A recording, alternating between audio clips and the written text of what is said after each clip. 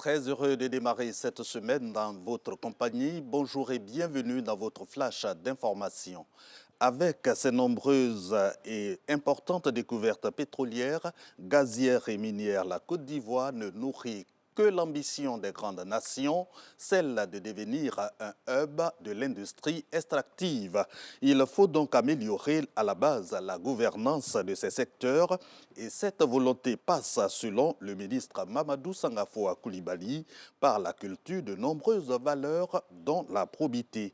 Des plaques sont désormais visibles au ministère des Mines, du Pétrole et de l'Énergie à cet effet. Lansine Bakayoko. À l'entrée du ministère des Mines, du Pétrole et de l'Énergie, cette plaque des valeurs en 5 points rétablit les règles et se présente comme un outil qui prône les valeurs d'éthique et de bonne gouvernance. Ce changement a été imposé en partie à cause des exigences de plus en plus fortes des citoyens, attachés aux valeurs et aux principes d'équité, de justice et de transparence dans la gestion des affaires publiques, notamment dans les industries extractives.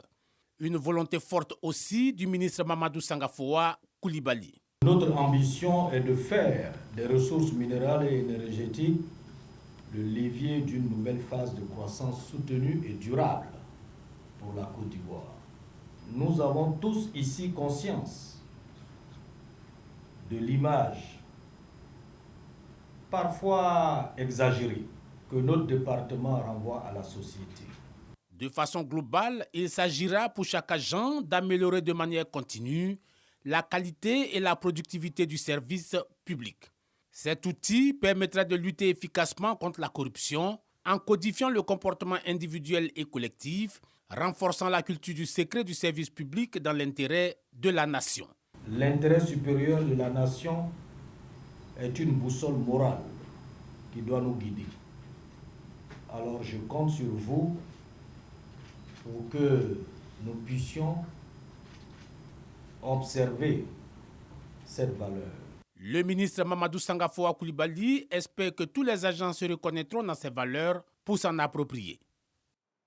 En 2022, la Côte d'Ivoire abritait la COP 15, la 15e conférence des Nations Unies sur la 15e conférence des parties à la Convention des Nations Unies sur la lutte contre la désertification et la sécheresse. 2 ans après, les retombées pour notre pays sont incommensurables. Selon Abidjan Legacy Programme, le programme national de suivi de la COP 15. L'organe vient de publier le bilan de ses activités. On note entre autres le boom de l'investissement vert en Côte d'Ivoire, 2 500 000 $ contre 1,5 million attendu. Ouvrons à présent la 24e édition du Festival international du cinéma africain de Kouribga. C'est au Maroc à l'initiative de la Fondation FICAC.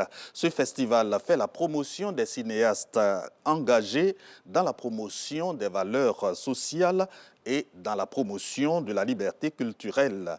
En compétition cette année, pour 10 prix, 28 films, des courts et longs métrages, le cinéma ivoirien participe avec 2 films à ce concours qui mobilise 300 cinéastes africains, nous disent nos envoyés spéciaux Fernand Conan et Jean-Marc Diadi.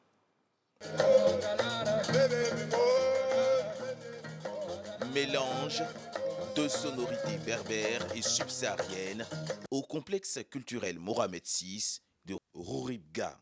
C'est par ses sons graves et aigus du violon que le clap d'ouverture de la 24e édition du Festival international du cinéma africain de Kouribga retentit. Une ambiance qui facilite la synchronisation entre les 300 acteurs du cinéma africain et la vision de la fondation du FICAC, celle de promouvoir et de faire rayonner le 7e art sur le continent africain, à travers une réflexion profonde sur l'esthétique promotrice de liberté culturelle.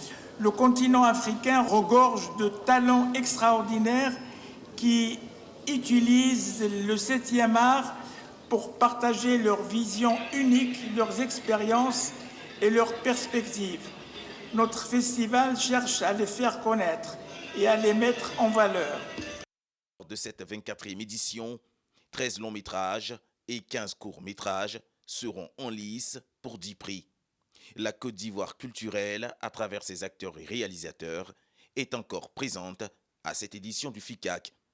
Le cinéma ivoirien se signale avec 2 films en compétition et une présence dans le jury des longs métrages. C'est un honneur pour nous d'être là en tant qu'Ivoiriens, fondamentalement. En tant que membre du jury long métrage, c'est quand même le prix le plus important de ce festival. Cela démontre la confiance qu'ils ont en notre savoir-faire. C'est vraiment un honneur pour moi de représenter mon pays. Et que ce festival-là, à mon avis, fait partie du top 5 des festivals sur le continent africain. La 24e édition du FICAC rendra hommage aux figures du cinéma africain en reconnaissance pour leur brillante carrière. Des conférences, des débats et des projections de films seront prévus sous fond de la célébration du 47e anniversaire du Festival international du cinéma africain du Rurikba, qui prendra fin le 18 mai prochain. Démarrons l'actualité internationale par la Russie.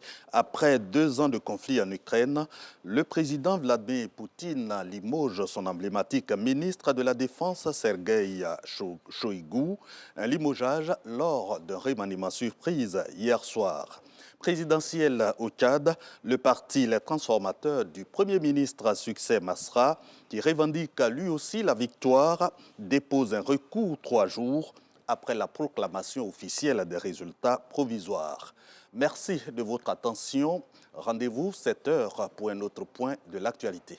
Ce sera dans moins de 30 minutes avec vous, Léon Bou. Bonjour. Bonjour. Comment ça va?